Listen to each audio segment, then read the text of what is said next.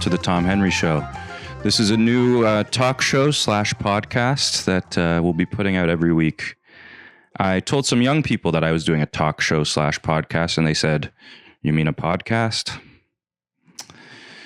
But you know what? You young people can go to hell. I'm actually going to call this a simulcast. We're bringing that back. Welcome to the show. So, I always wanted to do one of these things, but I was waiting for show business to tell me I could do it. And I kept waiting, and no call. No call from the giants at Bell Media. Too bad. Anyway, we're doing it ourselves. So here we are. I'm hoping to get into the manosphere. There's a lot of money in that, it seems like these days. I would love to guest on Club Random. I would love to learn some health tips from Huberman. And actually, I need to mention that I'm considering this a sort of a spiritual sibling show to the Army Hammer Time podcast. He's also new in that, and he's doing a lot of interesting things in his living room. I would like to say that Army Hammer has a standing invitation to come onto this show, but I want to talk to him about his acting, not his new weird stuff he's up to. And if he tries to eat anybody while he's here, he's out. If he bites me or any of my friends, we're ending the show. We'll get a different guest. We'll get one of 600 desperate Toronto comedians to come on.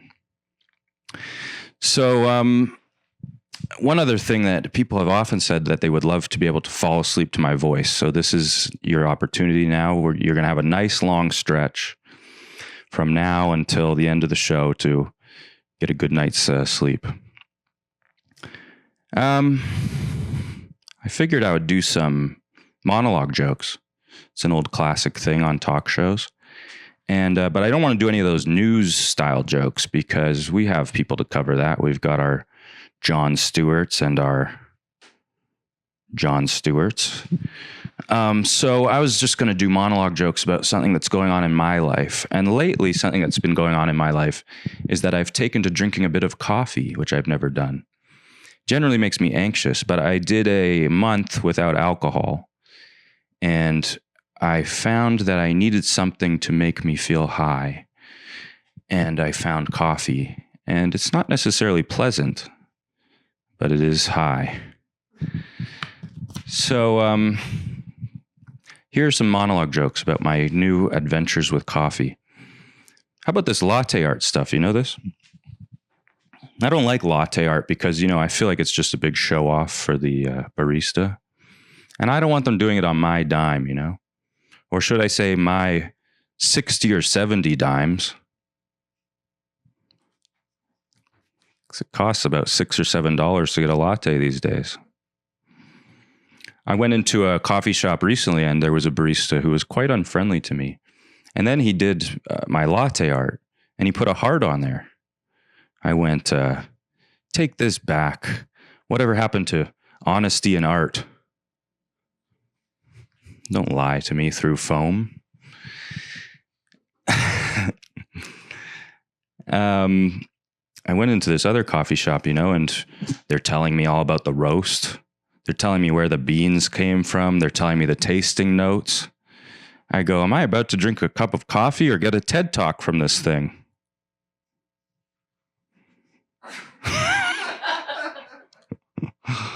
The coffee cup. I went into Starbucks. We all know this place. And I got a coffee, and they write your name on the side of the cup. And he didn't write my name. He wrote how to make coffee on the side of the cup there. And I went to him. I went, why did you write how to make coffee on the cup?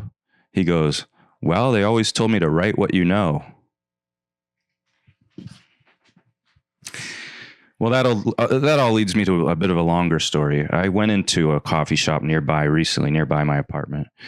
And oddly enough, I find everybody who works at this specific coffee shop is a little bit rude, which is strange to me because I could see one person being rude, but a whole team of rude employees. It's almost like it was an edict passed down from above. But why would you do that if you owned a business? Anyway, I go in there the other day and I order a London Fog.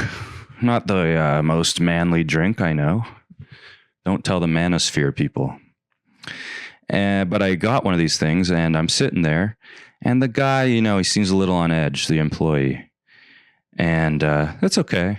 I don't need my servers to be perfect. But he seems a little on edge.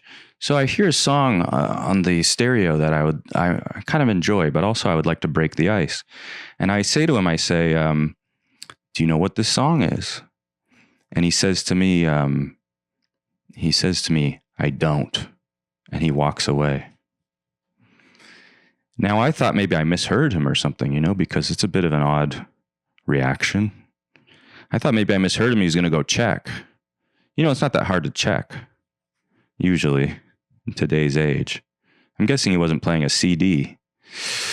So he didn't, though. He didn't check. He just went and he started sort of clanging around pots and pans or whatever he had back there, dishes and cups.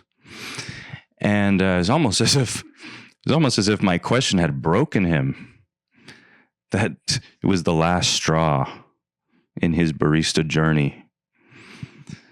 So anyway, some time passes. I'm still a little perplexed that he didn't check what the song was for me. Or at least say, I don't know, I'm sorry. And I go, I got to get out of here. The vibes are no good. And I got places to be. So luckily I notice that I have a $10 bill in my pocket. And I go, I'm going to get out of this real quick. I put the $10 bill down. And just to check with him, I say, is this okay? Will this cover it? I know it'll cover it because I know the price. And he goes to me, I don't know, sure, probably. And I go, you don't know? He goes, So I point at the menu. I go, well, it says right here the London Fog is $7. Should cover it, right? And he goes, I don't know, probably. I'm thinking this is a little odd. I mean, I don't mind if you're a bit casual at your job, but one of your duties should be to know maybe the price of what you sell, or at least to be able to look at what the price is and then enforce that. So I leave. I don't say anything more. I leave, and I'm a little steaming because actually, sometimes I sort of like to confront these people about this kind of behavior, and I found that doesn't go very well. Nobody likes it. They don't like it. And the people around me sort of treat me like it's some kind of war criminal for saying, hey, can you just talk to me like a human? So it did happen to me recently at a comedy club that they were trying to get going, and I did say to the guy, can you talk to me like a human? And I got banned from the comedy club. It's a true story. And then they shut down and didn't pay anybody that they owed money to. So, sorry, nothing fancy. Sure wasn't anything fancy. It sure wasn't. In that case, they were selling a Jameson soda for $11. And then I look up at the chalkboard. They have pickleback, which is a Jameson and pickle juice, for $6. I go, what's going on here? I go, does the little bit of soda water cost $5? The guy sassed me and it turned into a whole thing.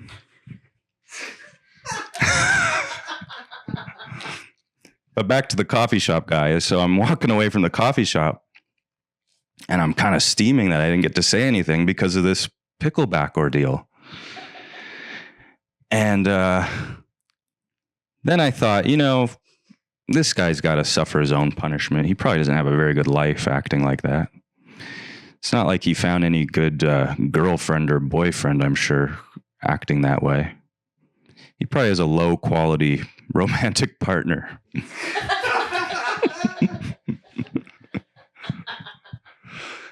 And, he probably doesn't have very many friends. Although I have noticed even bad people end up with friends. It's one of the odd things that you notice is that even the worst people you meet end up with a circle of friends. And then you always wonder, do those friends suck too? Or are they just putting up with the one guy that sucks? We've all put up with a sucky friend. Anyway, we have a guest on the show tonight, the wonderful Chris Locke, and we're going to bring him on in about 5 seconds. Stay tuned.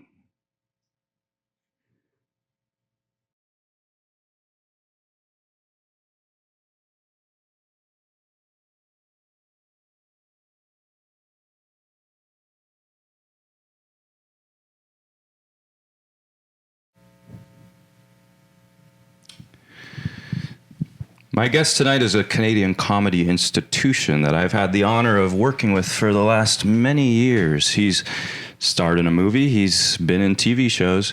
He has his own comedy special. Here he is, Chris Locke. Wow. It's a real pleasure to be on the Tom Henry Show. I can't believe it. Thank you for being here. What can't you believe? I can't believe, it's so beautiful. Yeah. The set is so beautiful. Yeah, well, we're renting a very expensive studio. I watched your opening monologue. Mm-hmm. Hilarious. I'm really excited to be a part of this. People don't really know me for the storytelling, so this is a new avenue for me. I love it, and you nailed it. Yeah. It was really funny. Absolutely. Well, you also peek behind the scenes is a lot of people don't know, but there's a great charcuterie board in the green room. Yes. And I just wanted to say that it's delicious, all kinds of hams and cheeses, walnuts, a few nuts. And but he had a grainy mustard, which was delicious, but I'm worried that a seed is in between my teeth. Oh. But that's okay. Do you want I didn't know how... Do you want me to look? Yeah. I think you're good. Yeah. That mustard's called Triple Crunch. I'll say.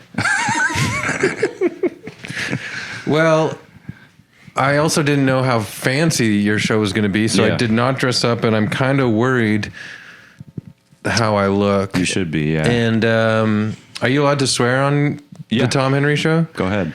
I was worried that the clothes I wore might have some jizz and shit on them. Oh, not those swear words. I know you hate gross stuff, eh?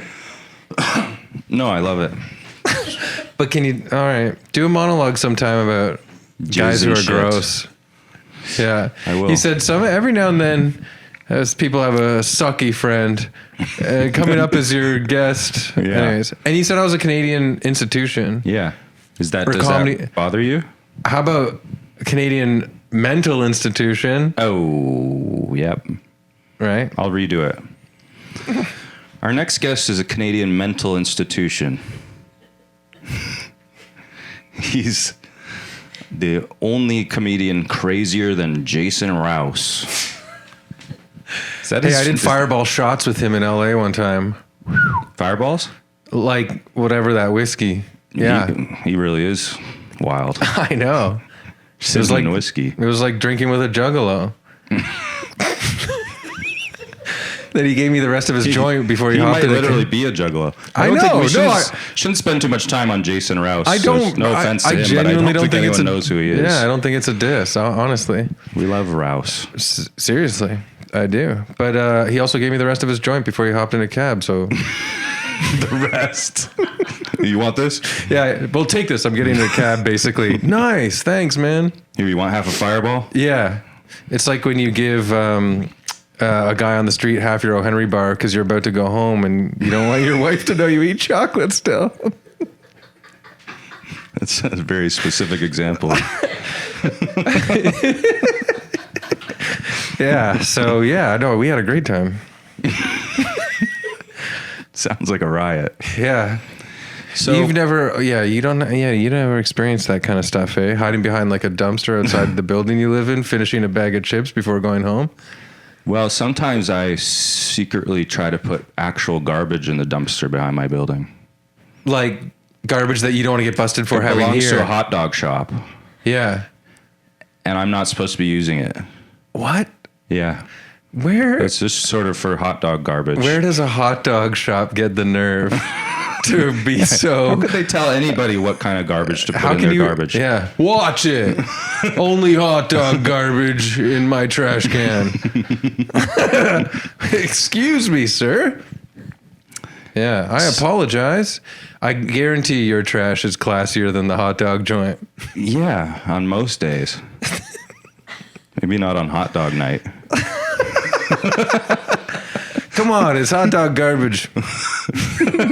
That's the only night they let me put it in there. All right. What did you eat tonight? Hot dogs. All right. Go ahead. Then they go through it. What's this? Half a eaten sushi? What's this? So I wanted to ask you about something. You were over at my apartment recently, and we watched most of Gladiator 2. Yeah. We didn't finish it. There's about 40 minutes left. Do you think we need to finish it? Not right now, No. but should we finish it? I don't think we need to. I kind of just wanted to ask you, I wanted to get your reflections on the film. Mm-hmm. We talked through most of it, Yeah. and I don't think we really knew what was going on. You didn't know really who Paul Mescal was. No, but now I do. You said, is that Irish guy everyone talks about? Yeah. And you weren't impressed by his looks. Well, You said it he took looks... no, but it was like an acquired taste. Right. At first, I was like, he looks like you know. You said he looked like a hockey player, which I actually thought Yeah. was quite accurate. Yeah, he looked like some left winger from the St. Louis Blues. But then the more I watched, the more I was like, never heard someone call it the St. Louis Blues. so then, so then, yeah, no, but the more I watched, I thought, yes, he has a very classic ancient Roman face. You got into it. I got into it, but I also realized how the casting of his face fit. He does have a statuesque look. And speaking of classically, anciently Roman, Denzel Washington is in there giving quite an ancient Roman performance. Yeah. Yeah. It's like Spike Lee got to direct some scenes. Yeah. It's like, okay. So you want to be a gladiator? Yeah. All right. He doesn't put on an ancient way of He didn't talking give at all. away the Denzel Yeah. accent. Yeah, it's very Inside Man or whatever. Was that the one he did with Clive Owen? Yeah, it's a great film. Yeah. Oh, I see. You're a gladiator now, huh? Yeah. Ancient Rome looks crazy around here. Ancient Rome about to get crazy. The thing is I don't think that we can say that they didn't talk like that back then. We have no way of knowing. There's no audio recordings. There was probably some insanely cool people in ancient Rome. There definitely was a guy who sailed over from Brooklyn. Yeah. Hell yeah. On the Brooklyn Ferry. On the Brooklyn Ferry. A ferry from New York just comes. The Staten Island Ferry is what I meant. Can you guys tell me where I can find some gladiators to buy? I want to get into the gladiator game. Shit. Yeah. I should tell our viewers neither of us are impressionists. No. But I And think we're we're- doing impressions of cool guys. Yes, not black guys. Never in a million years. That would be wrong. Nope. Yep. And hey, I still want to be able to get on SNL if they come calling. Oh my God.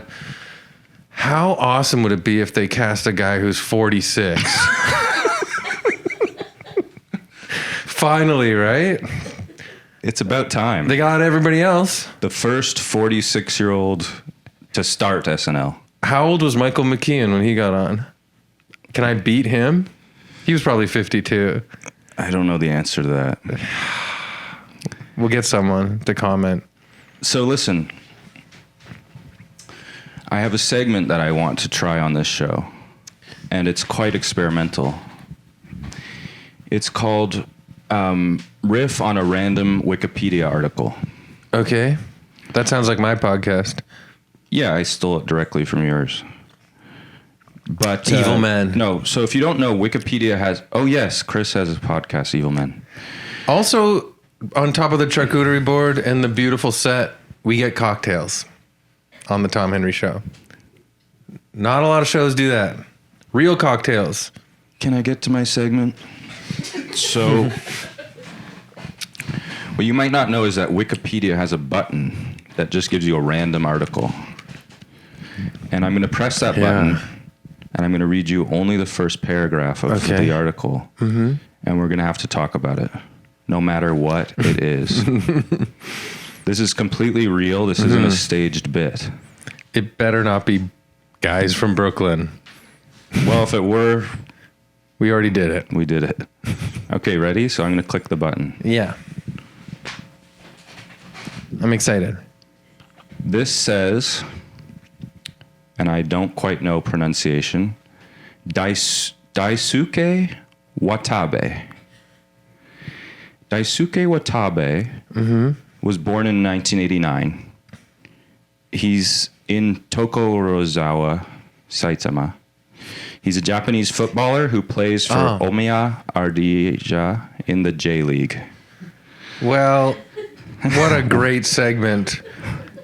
Well, I knew you were immediately going to make fun of the segment, but now let's see what you have to say about Daisuke Watabe. Or anything about this. Well, so, he's a Japanese J-League footballer. Is Japanese soccer. Football. One could assume. Yeah. It's like K-Date. Or J-Date. And it didn't even say he's... J-Date? Yeah. J-Date's a whole other type of thing. I know. It's insane. There's too many J's going, like, messing me up. So what do you think about this? Well, it didn't even say if he's good. No. So that Wikipedia page, probably you're probably the second person to visit it ever. Judging by how short he visited that part was, and then you. Yeah. He's probably not a great footballer. There it is. Daisuke in big lights on Wikipedia. He might have wrote it himself. Yeah. Football. Yeah. J-League. Born in what? 1989. Jesus Christ. So that younger makes than me? him in his 30s somewhere. Yeah. Is he older or younger than you? SNL. He's younger than me. Hell yeah. Yeah. This is a young guy we stumbled upon. So he's a young Japanese footballer. What do you think that life would be like? Well, I think he's got a hot bod. Yeah, probably. Super fit. Yeah. Girls or whomever throw themselves at him. Yeah. And he probably enjoys it. So good for you, Daisuke. Do you think he goes on J-Date for the girls? I think he does. And then both of them are confused once they meet each other in the sake joint. Yeah. Yeah. Is it sake or sake? Oh, sake. So, is this the most racist podcast I've ever done? That's what we're going for. I told the people I'm trying to get into the manosphere, so okay, this is how you do it. Full speed ahead. If actually you would do a Japanese accent, we would be really grateful to you. I won't do that. I only do Brooklyn accents. Brooklyn's not racist. I don't think so either. Yeah. I grew up listening to rap from Brooklyn. It's really good. That's cool. I'm cool. Listening to Brooklyn rap in Toronto was such a cool thing for me. Yeah. Mm-hmm. Being a little Toronto boy and just taking it all in. Like when the Wu-Tang, I know this isn't Brooklyn, but when the Wu-Tang would say all the mean things they would do to another guy. Yeah. You remember that song? Yeah. Yeah. Did that make you... They say it before Method Man, the song, I think. They say all this nasty stuff. Sew your asshole shut and keep feeding you and feeding you. Right. Yeah. As a young man, did that make you want to do that kind of thing to people? It made me want to invent ways to torture people to make my friends laugh. Right. But I didn't want to do it for real. Because they weren't actually doing that, the Wu-Tang Clan. They weren't a bunch of sadistic freaks. This is what I imagine. They were artists. You and I actually get an opportunity in a sort of like Caligula-esque sort of world where we do get free reign of how we get to torture a couple guys, right? Yeah. And we start and we're laughing at the beginning. Yeah. But guys and I know you really well, and you know me really well. Yeah. 2-3 minutes in, both you and I would be in tears. Just crying really our asses off. Just finding the nearest therapist. Feeding innocent men hot Caligula coals to Land. eat. As they burn through their throat and their skin falls off, we'd be like, I don't know why I wanted to do this. I have to. Yeah. This is a rare opportunity. Why am I putting scissors in your eyes? Oh, God. Yeah, it's not as fun. Well, that ends the random Wikipedia segment. I think it went really well. We did it justice. Take us places. We did it justice. Check out Daisuke's Wikipedia page if you are bored. Daisuke, sorry. Watabe. Yeah. Reminds me of a great Japanese actor, Ken Watanabe. I love him. Yeah. You know, there's a young version of him. I mean, it's him. But he's really It's young. not like that new Tom Hanks movie where they make a young version. Do they? Yeah. But is it like him playing it still and they digitize it's the it? de-aging software, yeah. I hate that shit. It doesn't look good. No, it looks weird. They haven't mastered it. The Raging Rhino in Gladiator 2 looks better. That was pretty bad. Yeah. Those monkeys they had looked really bad. Oh my God. Yeah. How come CGI hasn't gotten much better? If you haven't seen Gladiator 2 yet, They've seen it. Everyone's seen it. Everyone saw it right away. The raging monkeys, yeah. They scream and attack you, and our man Paul Mescal beats one, no problem. Yeah. No problem. Oh, I got this. Yeah. I'm a gladiator. I can kill a raging baboon the same size of me. Yeah. Everyone else trying to fight them was like this. Yeah. Oh, God. Ripped to shreds. Done. But our gladiator hero sees the raging baboon and goes, okay. I see how to do this. Yeah, I got this. Okay. Bit wild. Raging baboon's a bit wild. I got a chain. Right. And then he chokes it to death with the chain. I'll put the chain around the baboon for a sec. This is like one of those Wu-Tang raps. Yo. I'll put a chain around the raging baboon. And then Denzel goes, I'll take him. Oh, okay. But you did a great impression on the day, though, that you haven't done yet. Well, I'm on the spot. Denzel sees Paul Mescal beat the monkey, and he goes, I'll have what he's having. Yeah. And then they give him a dead baboon on a plate. Anyway, what else did I want to ask you about? I don't know. I had something I wanted to say, too, but I forget. You can. You often talk about wanting to be a classic tough guy. I would love to be... This kind of ties into what we've been talking about. Real in a sense. cool. Yeah, I need inches in every direction on me, though. I'm short. I'm sad. You're strong. I'm silly. I want to be tough. I want to drink whiskey, wear a leather jacket, smoke, punch guys in the face. Yeah. Have you ever punched someone in the face? Yeah. My friend, a guy we both know, Yeah. famously thinks I punched him in the face, and I didn't. Really? Yeah. And it's interesting because I've never punched anyone in the face. But he thinks that I did, and there was another guy there who thinks I did too. Anyway, I have witnesses that say I didn't. Was this like a year ago?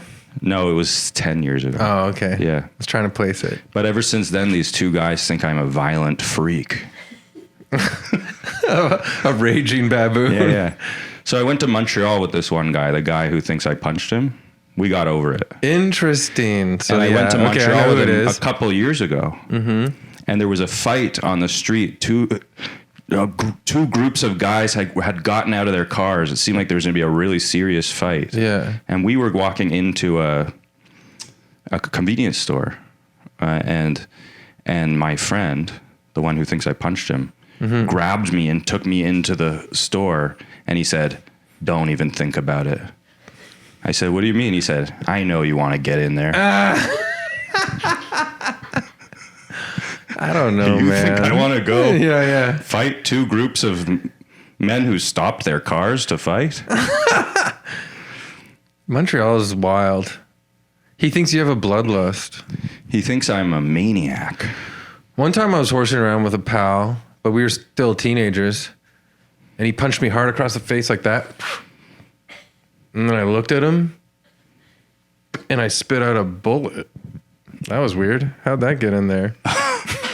Oh my God. I know. That's how tough I am. And what'd you do with the bullet?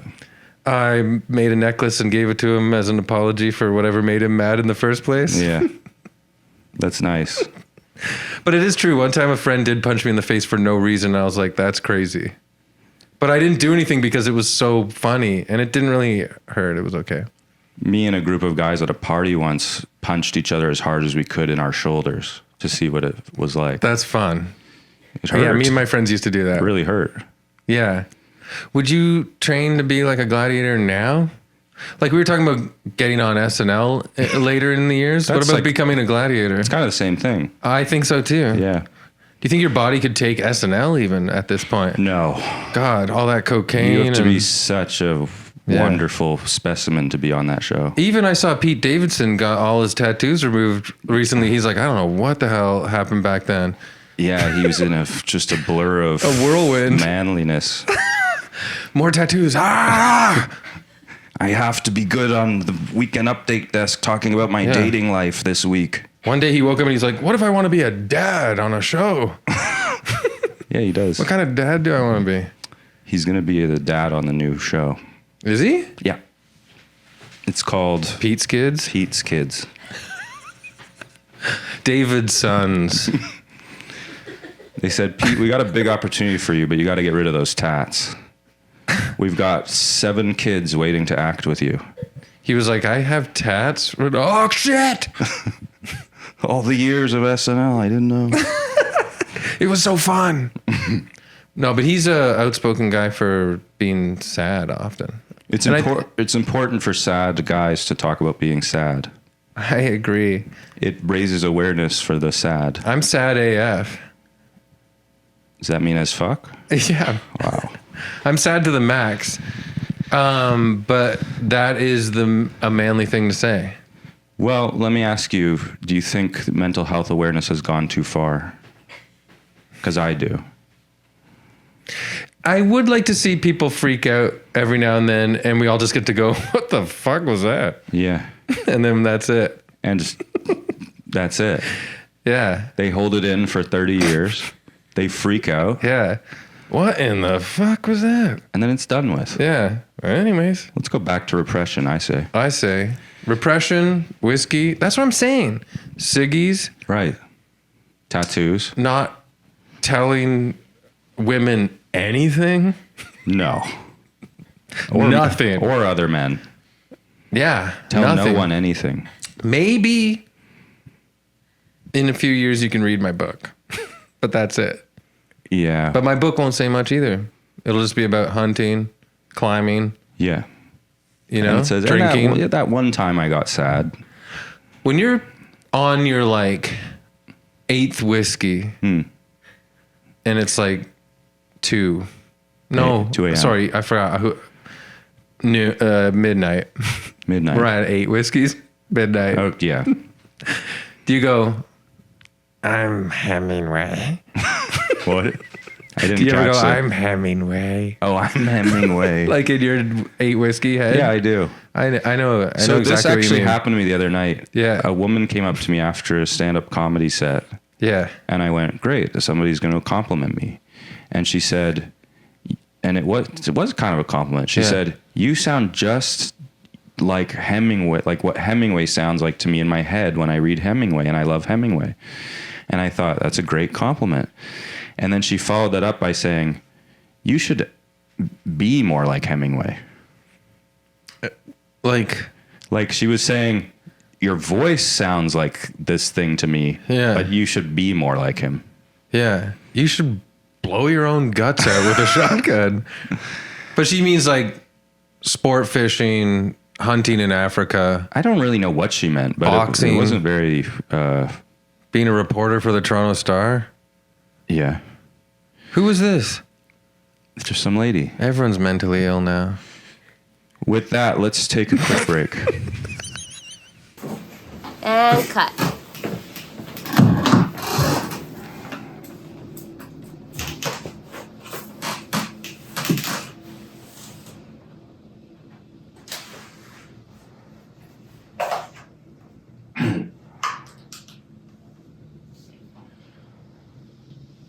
you still talk to Nathan Fielder?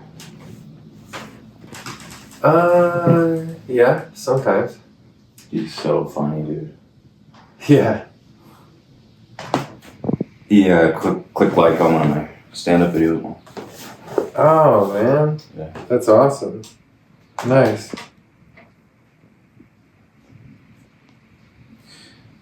Do you think maybe you could get him to come on the show?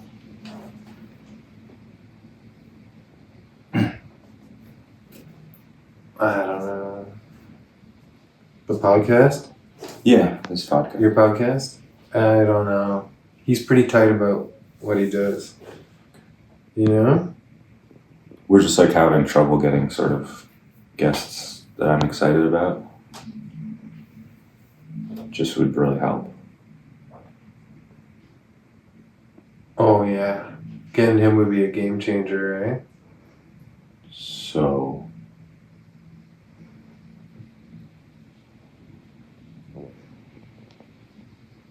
I don't know, man. I don't know. Okay.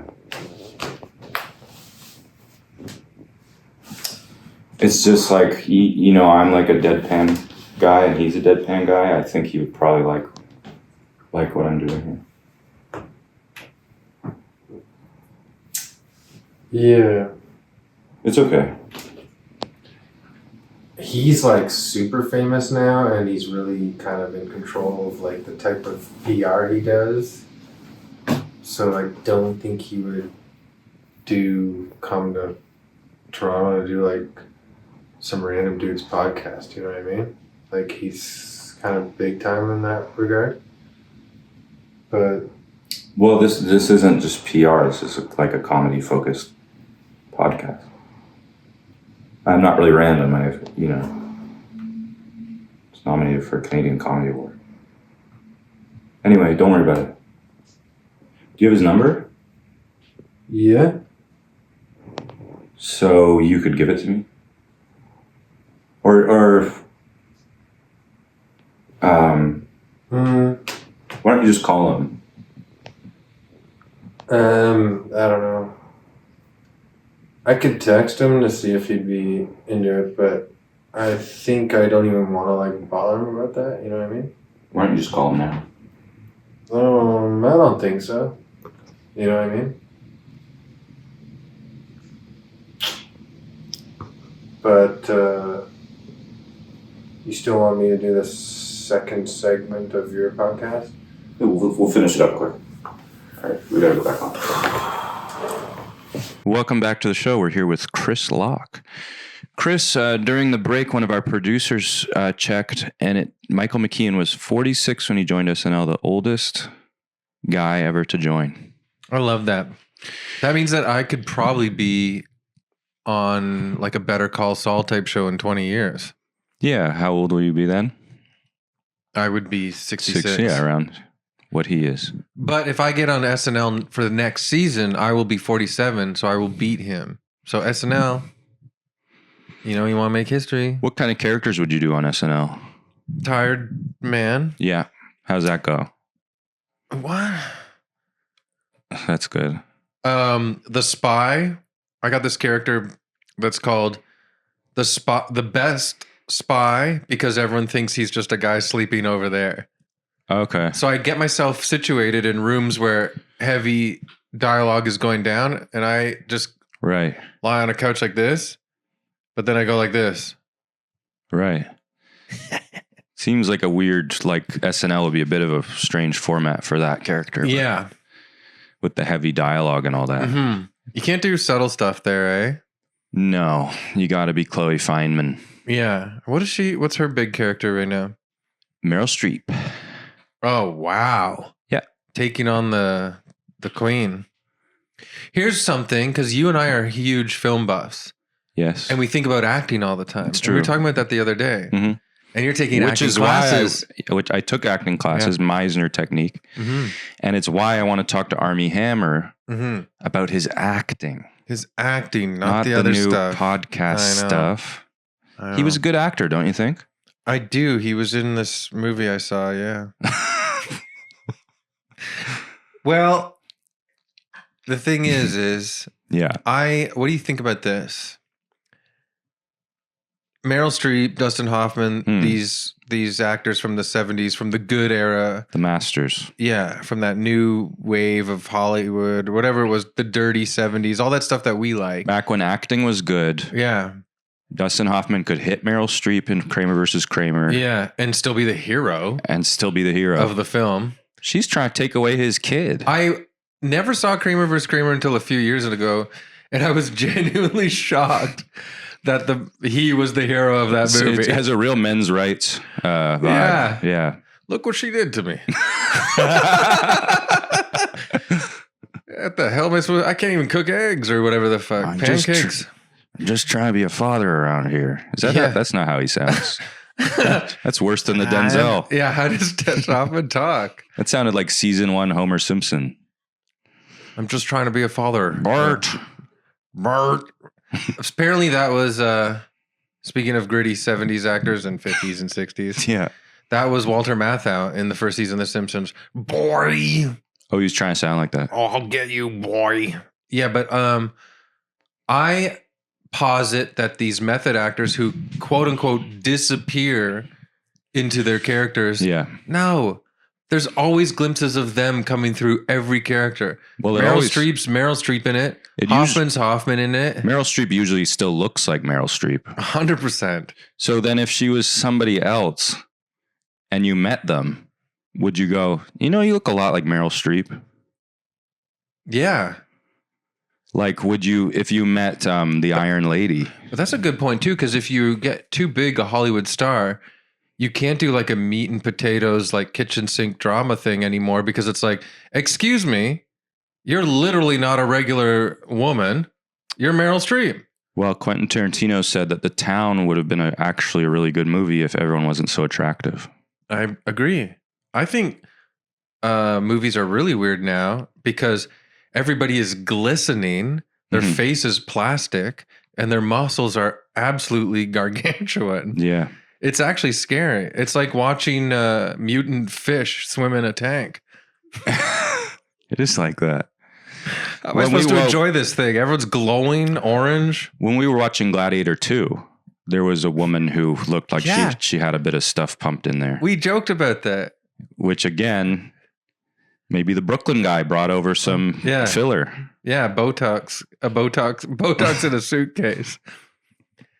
Yeah, but do you agree with me about the method actor thing? I'm like, no, glimpses of you are shining through all. This is like, even if I was in the movie Rain Man and he was like, I gotta watch Wapner or whatever, I'd be like, what did he say? You're Dustin Hoffman. Wapner?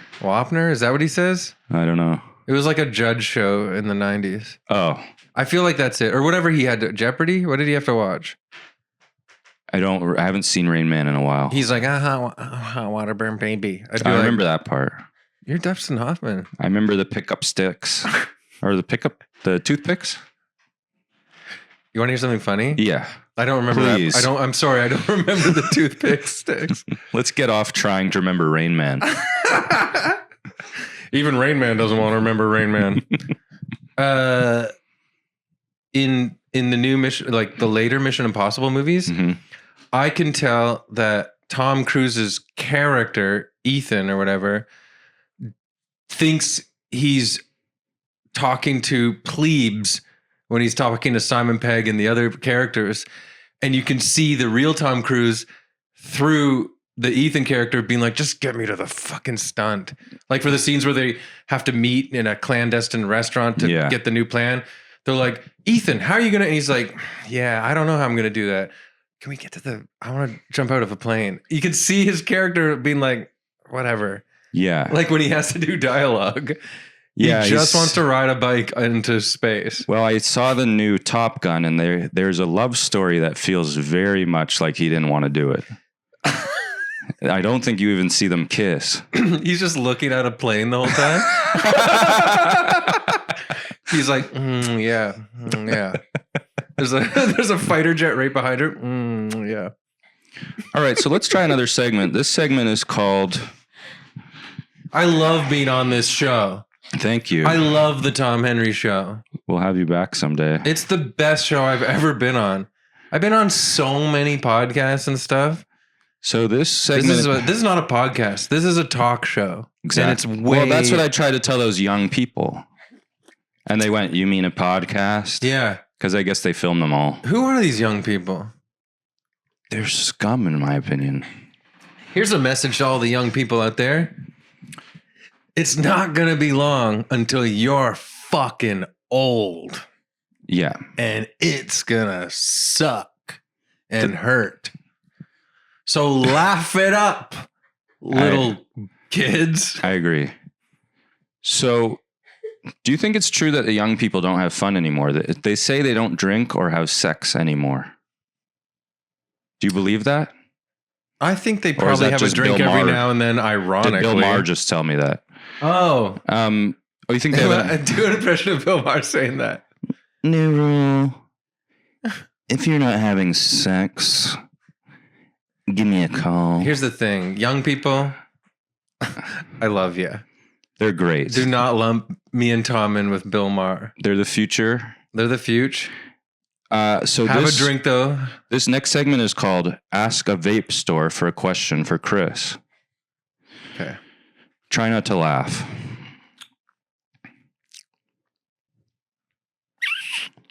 One second. I've got to go off airplane mode. So this next segment's called Ask a Vape Shop for a Question for Chris. Try not to laugh. This is House of Vapes. It's a Toronto vape shop.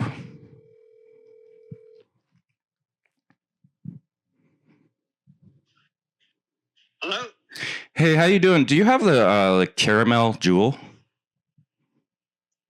Caramel jewel. What does that mean? Oh, isn't jewel? I have a jewel pod. No, we don't sell jewel pods. Ah, shoot. It's kind of hard to find right now. Oh, really? Yeah. Damn, I've got a few. Just buy disposable. Oh. Well, shoot. I do a podcast. I have this comedian, Chris Locke, coming on. He smokes this caramel flavor, apparently. Are you from Toronto? Yeah.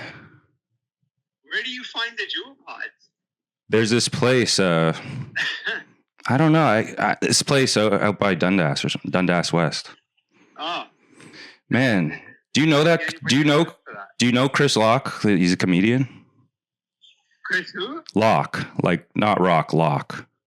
No, I never heard. Oh, if you did a podcast, like, what would you have a question for him or something? I know you're a vape shop, but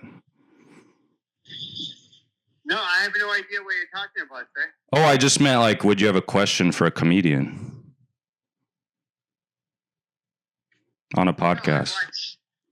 Yeah. You watch what? No, I watch enough comedians on YouTube, bro. Oh.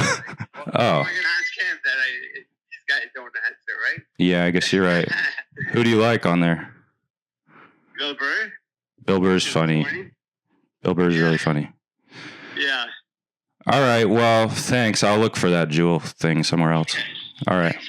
You too. Thanks, bro. So that didn't really work out. So jewels aren't happening anymore. I just came up with that off the top of my head. I kind of panicked. Yeah, you're gonna have to work on this segment. I kind of got caught in the lie right away. Yeah. He didn't believe that I had a jewel source. Next episode, can I give you a question to ask them?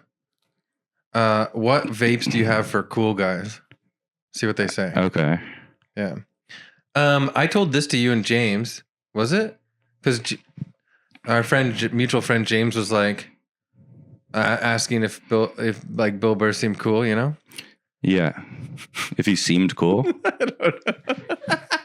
I'm trying to tidy up, whatever. Yeah. No, that's the segment. He brought up Bill Burr because he never really checked him out, and he was kind of interested. But I told you guys this. This is totally true. Really wasted at a Just for Laughs festival in 2019. I offered Bill Burr some of my McDonald's fries. How'd it go? He laughed and was really nice and joked with me, and then went to the elevator back to the hotel room, I guess. He went, "Why would I want your fries?" I can't do that. I can't do it either. Everybody's fucking... Yeah. what do I want your fries for? But he was really nice and he laughed. I think he seems like a really good guy. Well, that takes me back to when I was in the waiting room with Louis C.K. at a stand-up comedy show. Again, another really nice guy. He wasn't nice. Yeah. Yeah. He got mad at This was before all the... He got mad at another trouble. friend of ours too. It was the same night. Yeah. Would you like to tell the story, or is that secret? Have the other guy on. Okay. And get him to say it. But I shook his hand that night. I shook his hand and I said to him, I said, you should go on stage. Because he showed up all skulking. Yeah. To this show we were all on. I think he only skulks. Yeah. That's how he travels. We're allowed to say all this stuff now because he can't ruin us. I mean... He doesn't have his high-priced managers anymore. I guess. Probably does. Probably does. Anyway, we were at the Comedy Bar on Bloor in Toronto. It was the Just for Laughs Toronto Festival. Yeah. A wonderful time for Canadians to lick the boots of Americans. It was called JFLT. JFLT. And I was doing this show with the wonderful Andy Kindler was hosting. Yeah. And Louis C.K. skulked into the room. That's how he travels, I believe. It's like this. And he skulked in and he was pretending like he didn't want to do a set of comedy. Yeah. I don't know why. I got to work on He stuff had to because be I'm Louis. Well, he had to be asked. Yeah. And then Andy went, would you like to go do a set? And he went, I don't know. And then I said, you should go do a set. I want to see everybody freak out. You said that? Yeah. Now, this was before the Troubles. Yes. So I meant freak The out. Irish I had meant their freak out in an troubles excited and Louis way. had his troubles. Yeah. Yeah. I meant freaked out in an excited way, not like, I know what you mean. oh God, a predator. Yes. Oh, I see why you had to. Yeah, yeah. And he went, I don't know. He was at the height. height of his powers. He was at the height of his powers. And then he did do a set. And you know what? The audience didn't freak out as much as I thought they were going to. I remember that. There was a funny shark bit I thought was funny and extra silly. But I shook his hand and then, yeah, for a second after that. That's not a hand you want to shake these days, huh? But that's what I said to people, I was like, oh, I shook the hand that, you know? But then that anecdote lasted about 2 times for me because then I realized, well, I shake every man's hand. Yeah, and they're all up to We're something. all jacking off all over the fucking place. Well, could have said it another way. Also, women, I shake women's hands. I hug women. There's been shit all over everybody. It's one way to look at it. It's one way to look at it. Should we try the vape store again? Yeah. I'll call the same guy. Yeah. He would seem nice. But when he picks up and says hello, just say, just ask Chris a question. What did you think of that guy? I didn't want to hurt his feelings because he seemed cool for real. Mm-hmm. He seemed a little bit like annoyed by me, but that's understandable because I was sort of semi-prank calling him. Yeah, so to put on a bit of like patience that he did, that's, you know, you got to respect that. But he works at a vape shop. Oh, yeah? I mean, what are those guys up to? Dude, I have no job right now. That guy's doing better than me. Well, could say this is your job. There's no money in it. You? There's no money in it, but do it for the love. Yeah. You gonna call him? No, I'm not gonna call him again. I don't want to be a pest. We will try the bit again, but we'll call a different vape shop. Okay. We'll never call the same one twice. Okay. There's about 400 of them in this town, so it's crazy. Cannabis, vapes, liquor in the corner stores now. The government wants us docile and complacent. Tell me more. Chips, Hey, big bags of chips are at. You can't even walk into a convenience store without tripping over the rack of big bags of chips and chocolate bars. I think it's always been that way. We're nothing more than donkeys being led through the village. The manosphere is going to love this one. Right, guys? Except for the vape part. They love the vapes. Yeah, but... All right.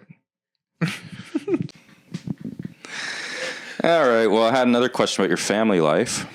You have kids. Yeah.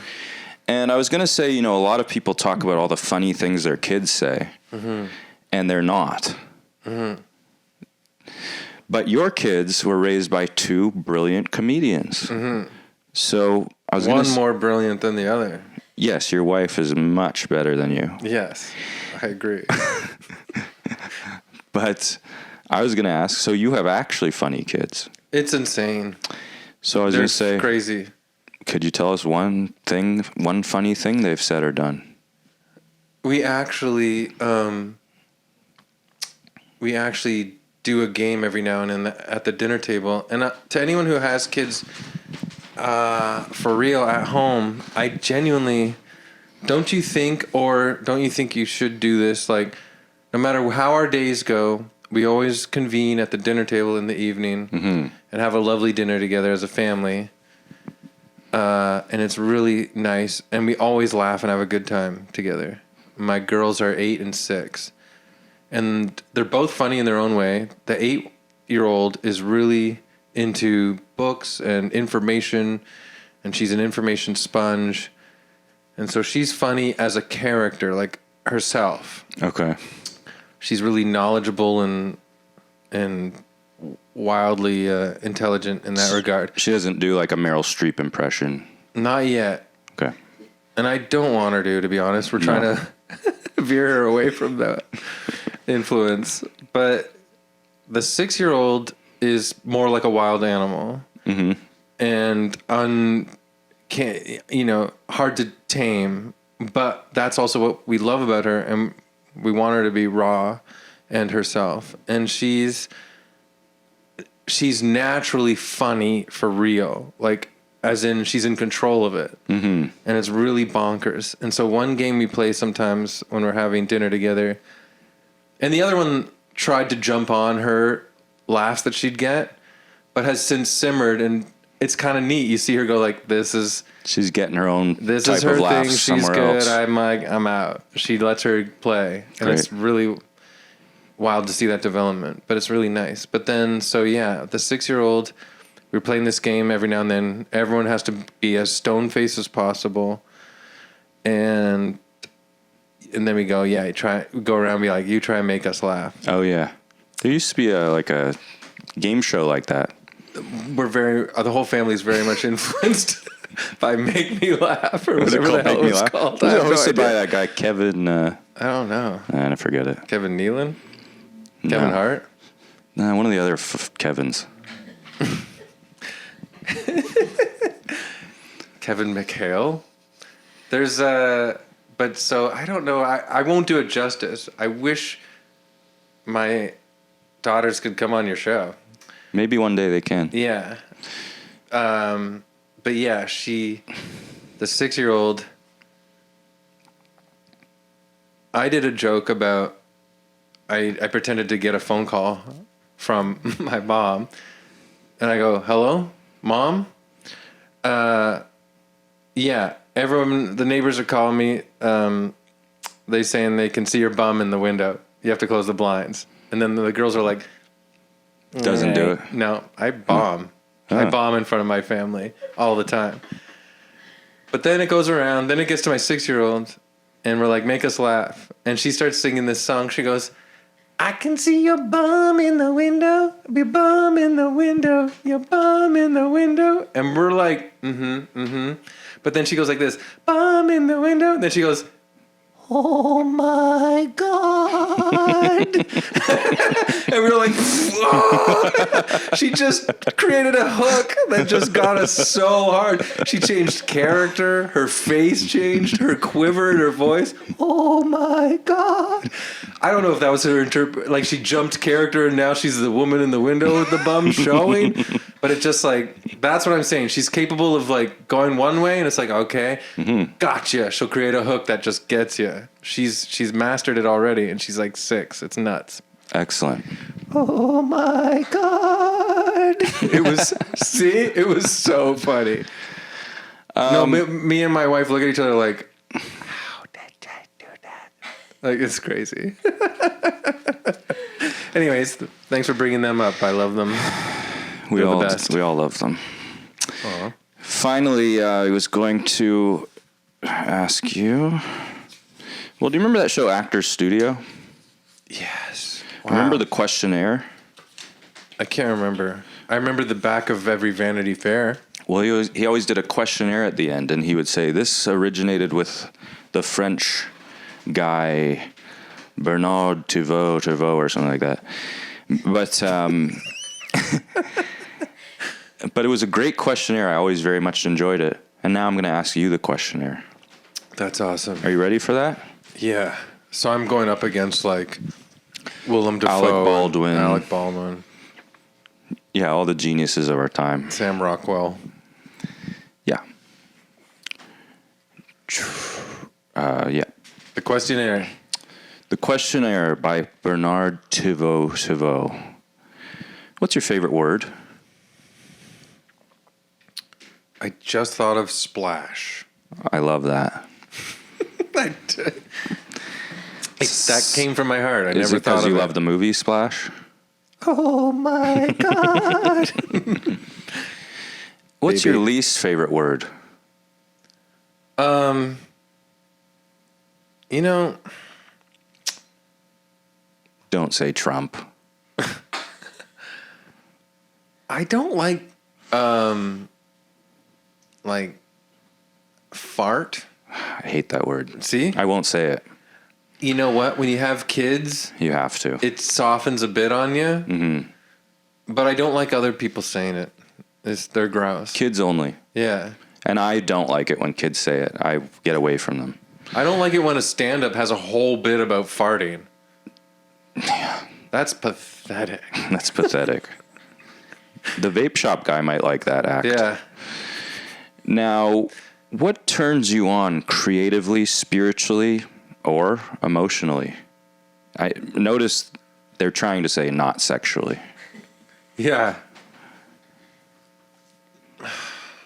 Say it again. What turns you on creatively, spiritually, or emotionally? Oh, man. I would say the idea of sheer and utter freedom. Ooh, nice one. Mm-hmm. Are you a libertarian? No, to me, that's not free. I feel like those people are trapped in cages in their minds. Wow, good answer. I am a libertarian, so I don't believe that, but I believe in your right to say that. Oh, thanks so much. You're welcome. And I believe in your right to own all of this and keep everybody off with a shotgun. And I do. What turns you off? Farts. Nice. What's your favorite curse word? I say fucking hell a lot. Fucking hell. That's a Fuck. good one. Fuck is just so good. Great. It feels like a punch. And I'll tell you what, a lot of people on Actors Studio also said that. Yeah, fuck, man. I say it. My girls, okay, I'm a father. They know the F word slips out. I had to just, as a parent, I shape it in a way that they know it's an accident. They know it's an emotional, reactive thing. It's not good. But you have to justify it to your kids. Every parent does. Has one of them said it yet? No, they're pretty good. Yeah. They might have said it in secret without you knowing. If you have my wife on one day, I hope so. She has a funny story, but that's about it. Yeah. I long for the day. That sounded sarcastic, but it wasn't. You got me on just because of my connection to my wife. Just hoping to get her on, yeah. What sound or noise do you love?